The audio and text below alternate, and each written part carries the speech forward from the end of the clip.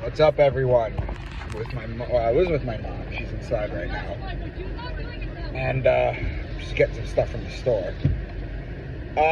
Completely red because we're staying with her. Well, we're at her friend's house, who lives right by the canal, right by the water. And I fell asleep on a chair outside, and now I'm bright red. This is what I look like, and then it's gonna turn into a tan. But right now, I get to look ridiculous. But I got a comment, a DM, from Dustin.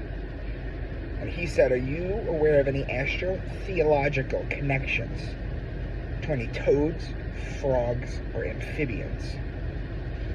And this is what I answered him. I said, I am not, because there aren't any. At least, not at the time that the Bible was written. And I guided him to a book called The Mushroom and the Cross by John Allegro. Because the toad, if you know,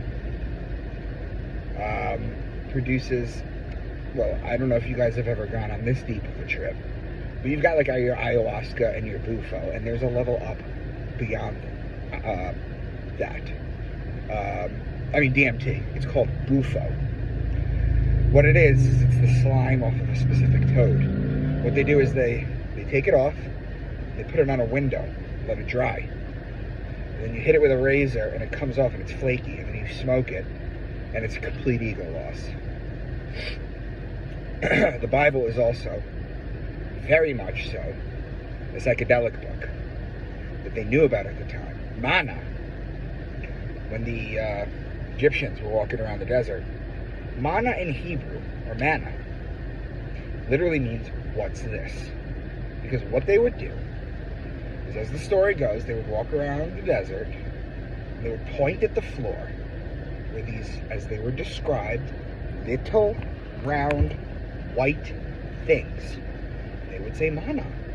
They would point and say, what's this? They would eat it, and they would trip. They would go see God. They would talk to God. So, Moses in the burning bush, a hallucinogenic story. There's a ton in there. So there's no astrotheological connections, but there is a psychedelic connection that I wanted to bring you guys about. Now, the other thing, too, is, guys, we always talk about the pineal gland, right? That's our seat of the soul, right? Well, in humans, the pineal gland is actually wired to the visual cortex. However, in certain reptiles, it actually has a cornea and a lens. It's a pretty wild thing. It's a pretty wild place we live in, guys.